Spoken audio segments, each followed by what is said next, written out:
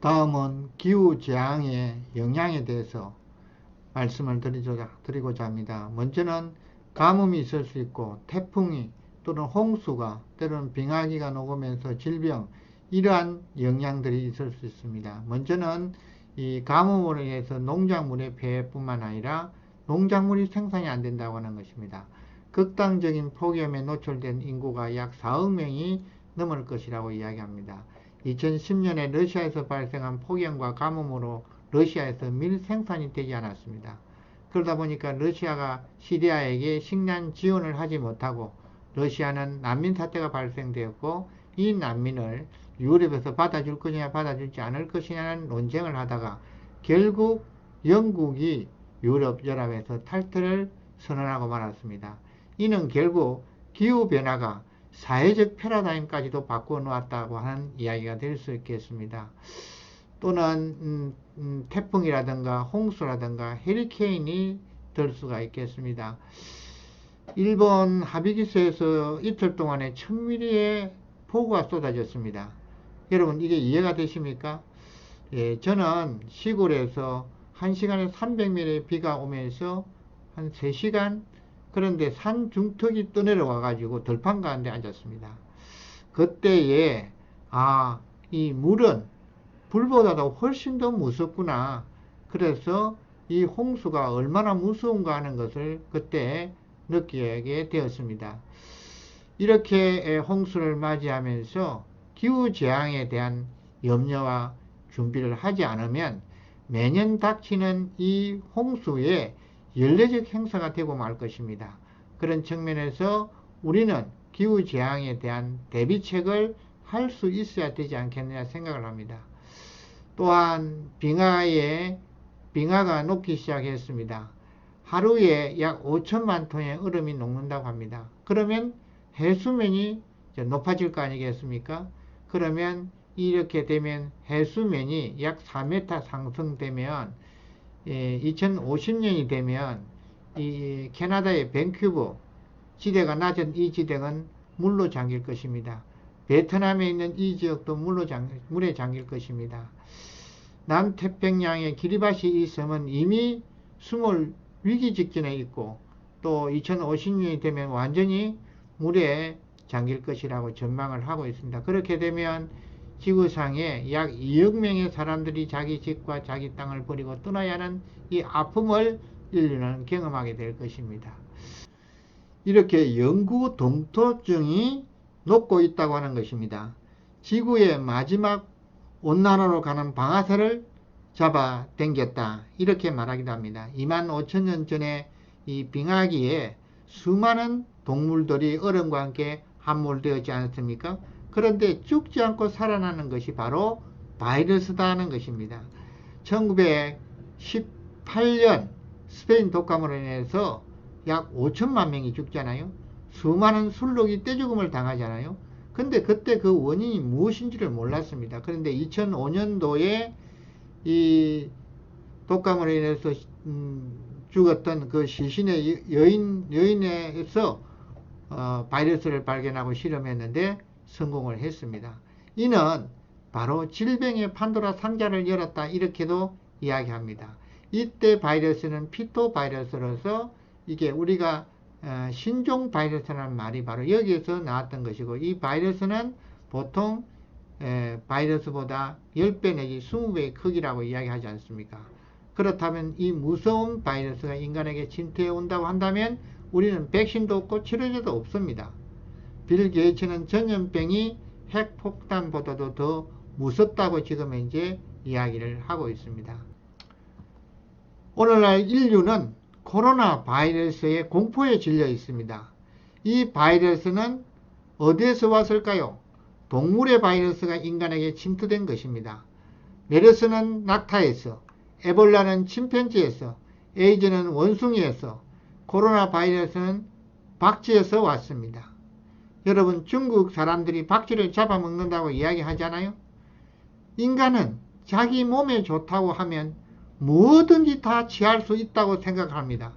그런데 이제는 바꿔야 됩니다. 인간은 스스로 절제하는 능력을 길러야 됩니다. 그리고 대자연을 사랑하는 능력을 길러야 됩니다.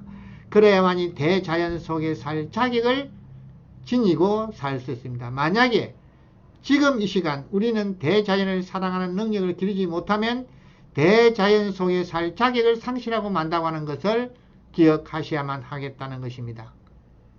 스웨덴의 환경소녀 그레타 툰베리가 주도하는 기후변화 대응 촉구 시위인 기후 파업 집회가 현지 시간 27일 캐나다와 독일, 칠레 등 세계 곳곳에서 열렸습니다.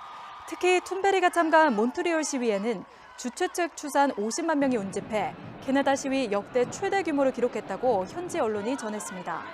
이탈리아에서는 로마와 밀라노 등 전국 160여 개의 도시와 마을에 모인 시위대 규모가 100만 명을 헤아렸습니다. 뉴질랜드 수도 웰링턴에서도 시 역사상 가장 큰 시위가 열렸고 오스트리아에서도 주최 측 추산 15만 명이 모여 기후 변화 대응을 촉구했습니다. 우리는 스웨덴의 환경소녀 툰베리의 집회를 보았습니다. 이때 50만 명이 운집했다고 합니다. 아니, 전 세계 100만이 운집하고 200만이 운집하고 300만이 운집했다 할지라도 기후재앙을 막을 수 있을까요? 이제 17세 소녀가 외치는 기후변화의 경각심을 알리는 데는 큰 도움이 되었지만 문제 해결을 하는 데는 한계가 있을 것입니다. 이는 인간의 가치관이 바뀌지 않으면 안 되기 때문에 그렇습니다.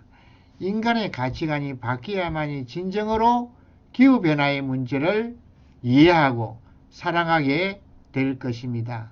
지구를 사랑하는 가치관을 공유해야만 하기 때문에 그렇습니다.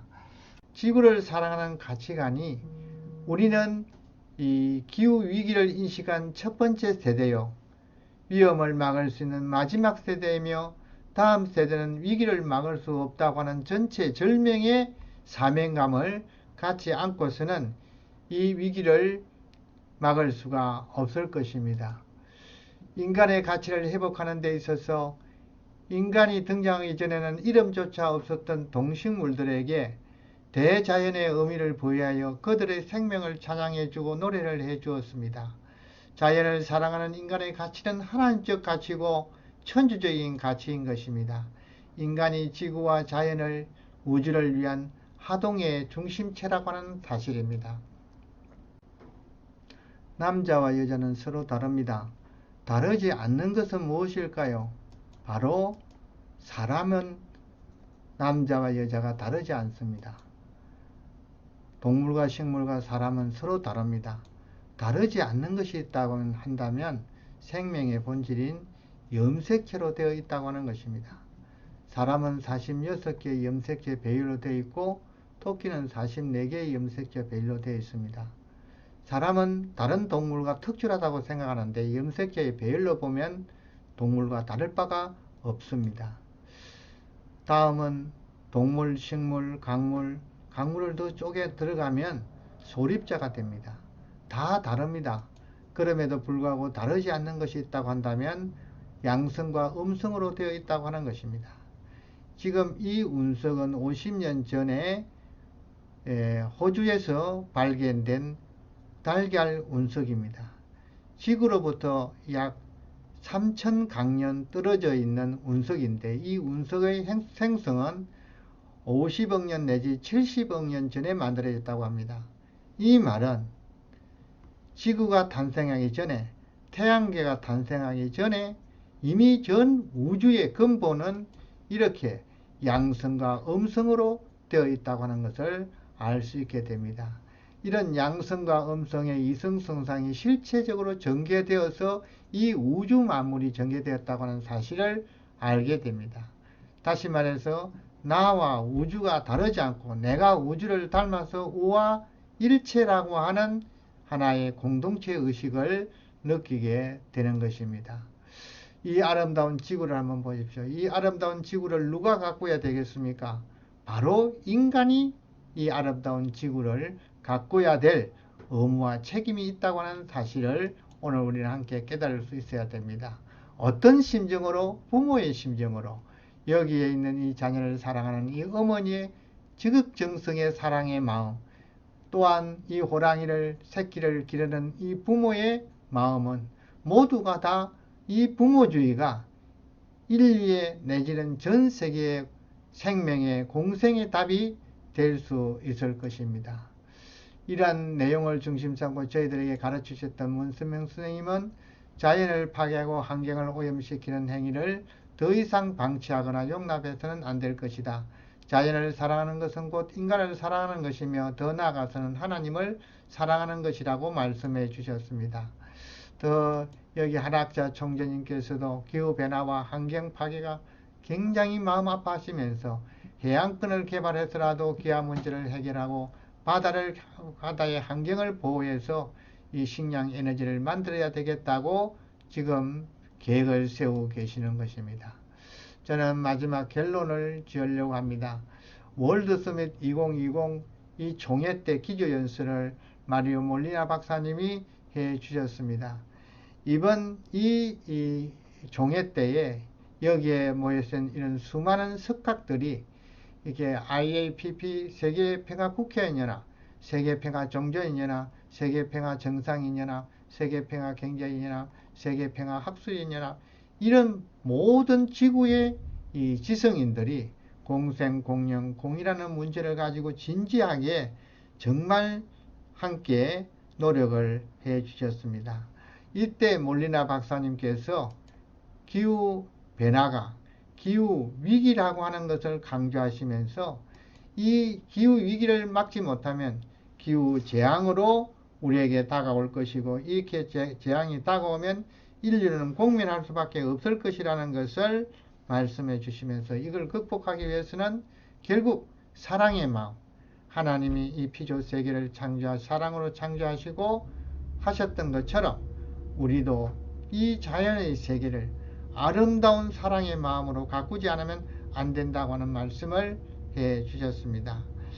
여기에 마지막으로 누가복음 23장 28절에 예수님이 십자가를 지고 골고다 산을 올라가실 때 구레네 사람 여인들이 예수님의 모습을 바라보고 안타까이 울고 있을 때에 예수님이 나를 위해 울지 말고 너와 네 후손을 위해 울라고 말씀을 해 주셨습니다. 저는 이 경종의 말씀을 다시 한번 되새기면서 우리 앞에 놓아져 있는 내용 가운데 앞으로 기후재앙으로 인하여 인류가 받는 고통을 생각하게 된다고 한다면 이 월드 총회야말로 이보다 더 큰 의미를 부여할 수 없다고 저는 생각을 했고 여기에 참석하는 모든 사람들이 이러한 마음을 함께 모아서 이 숙제를 함께 풀지 않으면 안 된다고 하는 의미를 오늘 깊이 마음에 새길 수 있는 귀한 시간이 되시기를 부탁을 드리면서 저 강의를 마치고자 합니다. 경청해 주셔서 진심으로 고맙습니다.